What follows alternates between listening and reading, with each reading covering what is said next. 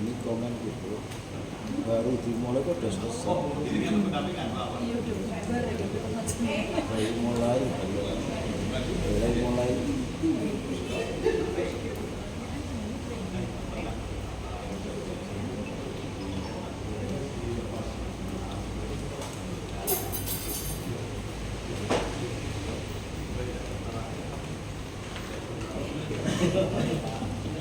Kita tahu kami para juga judulnya.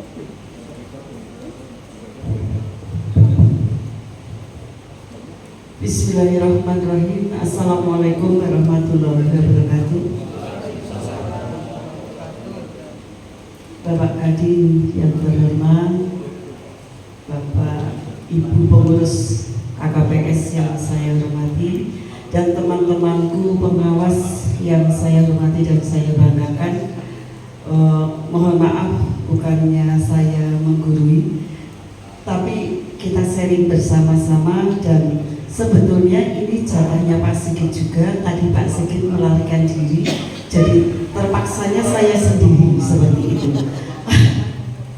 Ya, Bapak Ibu yang saya hormati, di sini hanya istilahnya kita mengingatkan kembali ada sedikit ilmu yang didapatkan ya Bu Lastri ya pada saat kita bersama-sama ngurusi CGP yang ada di kabupaten masing-masing sesuai dengan surat tugasnya. Nah, di sini saya akan menyampaikan tentang perencanaan pembelajaran, di mana sebetulnya ini sudah saya siapkan pada saat di Pandanarum.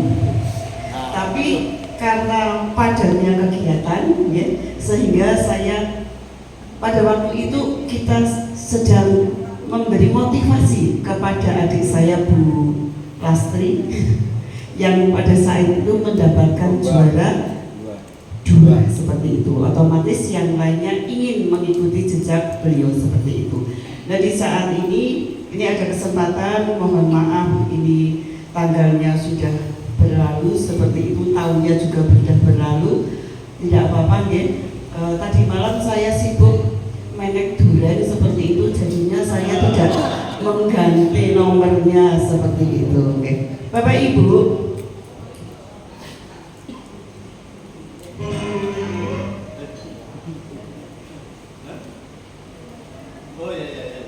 Operator.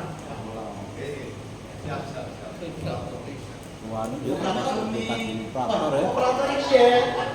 Karena sibuk.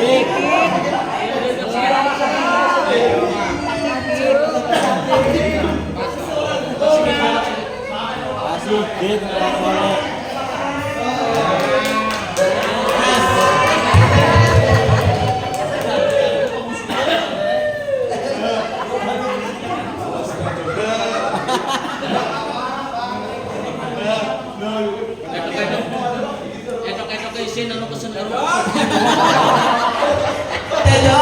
Dadah.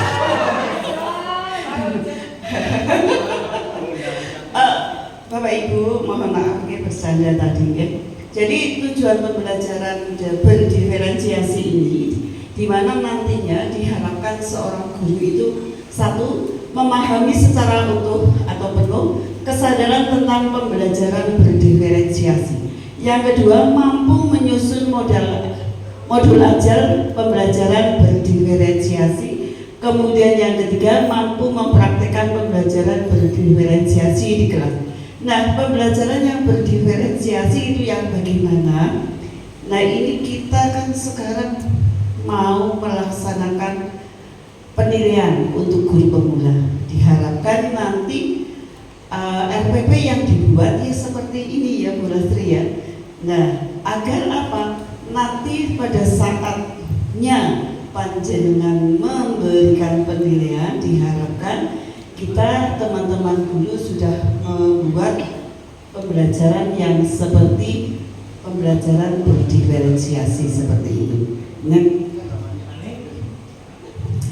Nah, di sini ada sebuah kalimat yang begitu bagus, yaitu serupa seperti para pemukir yang memiliki pengetahuan mendalam tentang keadaan kayu, jenis-jenisnya, keindahan ukirannya, dan cara-cara mengukirnya. Seperti itulah seorang guru seharusnya memiliki pengetahuan mendalam tentang seni mendidik. Bedanya guru mengukir manusia yang memiliki hidup lahir dan batin.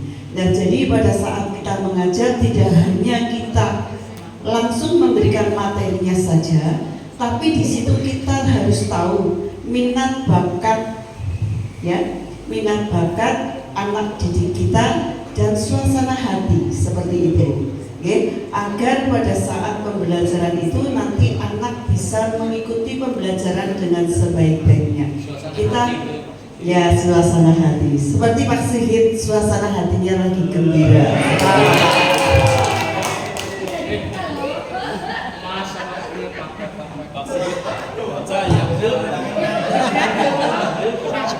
Ini pasti kita.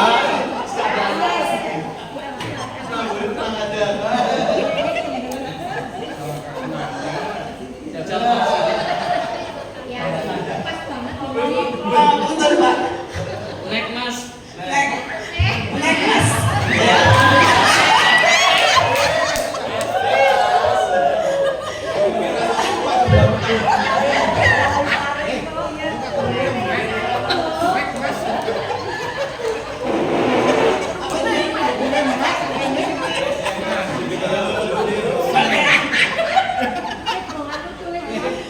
Nah, di sini pada saat kita melakukan asesmen awal atau pretest, diharapkan Bapak Ibu guru itu suasananya hatinya bahagia seperti itu, okay? Mari kita mengerjakan, tapi ini next saja, Mas.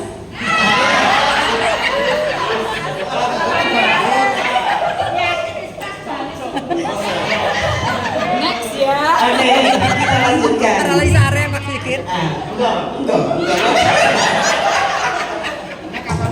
Lanjut. Next lanjut.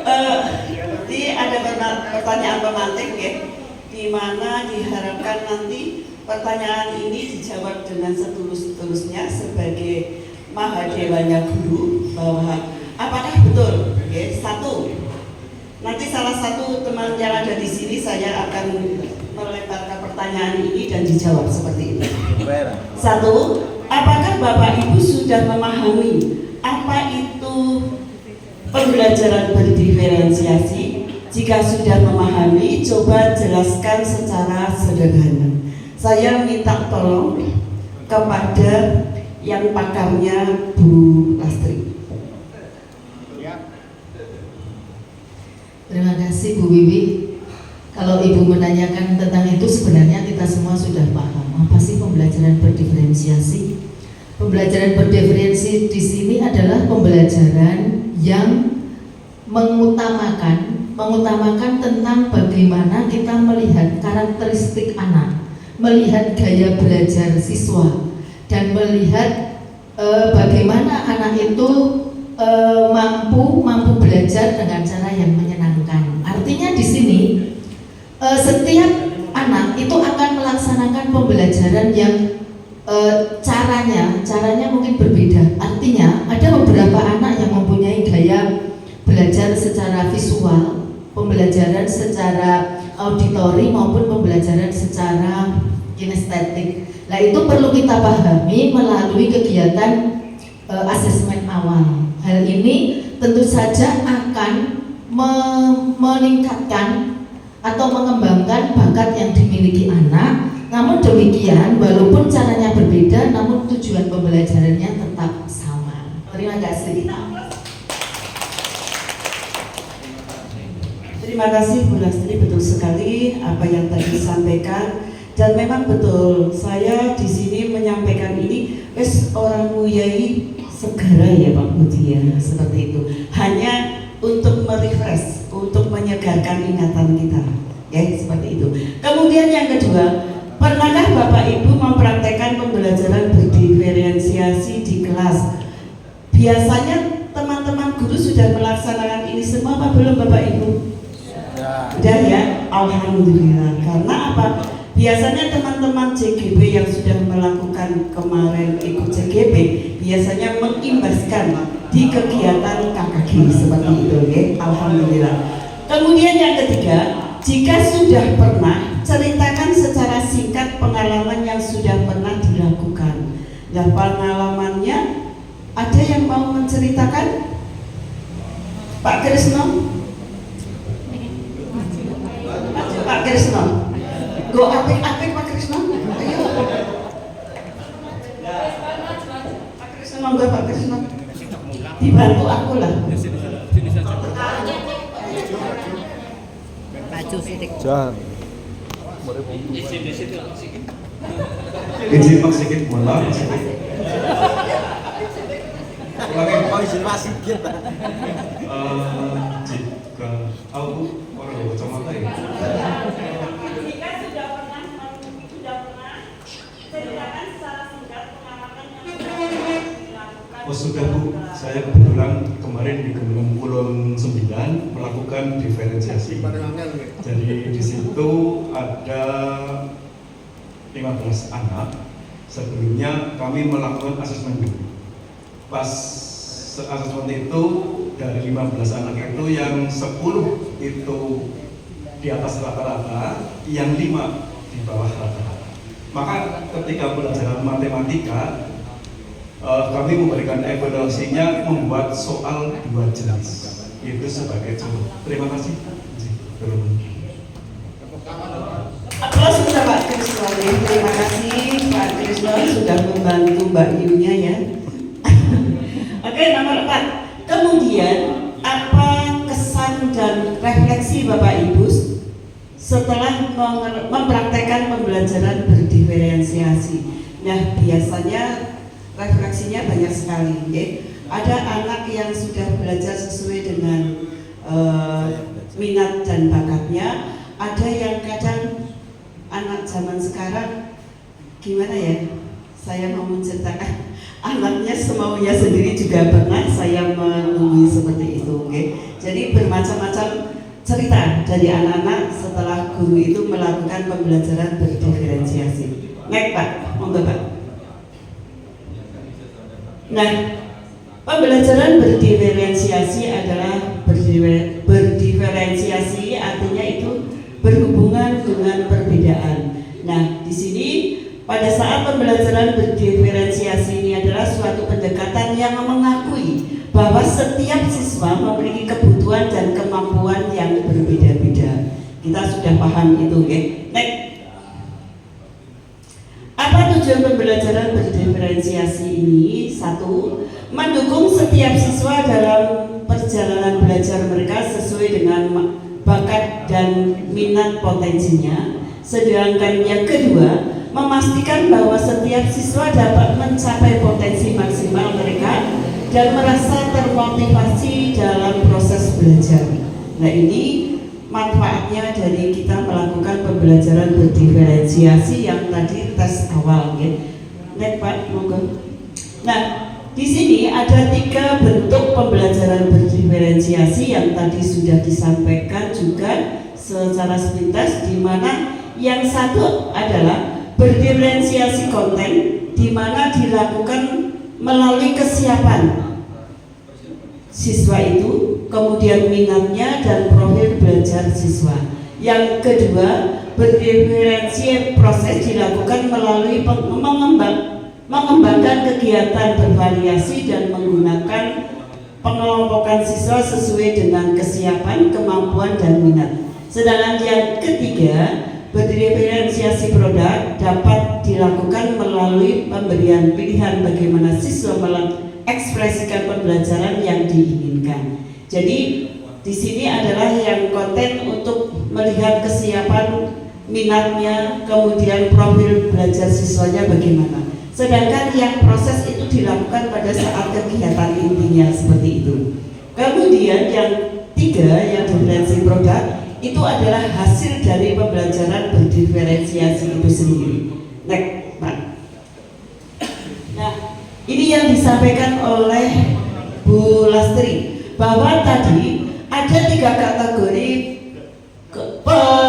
kepeminatan siswa ya. Tadi ada belajar yang dengan auditory, kemudian visuality, kemudian kinestik. Jadi kalau saya dulu senangnya kalau belajar itu tidak di kesunyian. Saya senangnya belajar dengan mendengarkan musik seperti itu. Juga mungkin Bu Lastri beda juga. Kalau Bu Lastri mungkin dengan cara visual melihat gambarnya, terus teringat. Mungkin Pak Darijo juga beda, dia dengan kinestetik seperti itu. Jadi setiap anak ada metode atau peminatan, ada 3 macam itu. Next, Pak. Nah, kesimpulan dari pembelajaran berdiferensiasi ini dan refleksinya adalah apa yang dapat Bapak Ibu simpulkan dan refleksikan dari pembelajaran berdiferensiasi ini yang sudah dipelajari dan dipraktikkan. Jadi monggo saya mengapa hanya sepintas saja mengingatkan, karena bagaimanapun juga kita sebagai bekal pengawas untuk bisa istilahnya apabila ada pertanyaan pembelajaran yang berdiferensi itu yang seperti apa dan contohnya apa dan lain sebagainya seperti itu. Oke, hanya mengingatkan bukan menggurui. Next, itu saja. Oke, karena waktunya sudah sore juga, kita panas ya Bapak Ibu ya. Panas. Nah, nanti kita lanjutkan dengan Mas Bro yang akan melanjutkan materi berikutnya, yaitu tentang budaya positif ya. Enggak, sekarang saja. Besok ada tugas yang lain seperti itu. Harus memaksa. Kalau nggak dipaksa, orang jalan. Itu saja yang bisa kami sampaikan. Pangapunten Pak Teguh, banyak doanya seperti itu. Biar nggak grogi seperti itu. Itu saja saya akhiri. Billahi taufiq wal hidayah. Wassalamualaikum warahmatullahi wabarakatuh.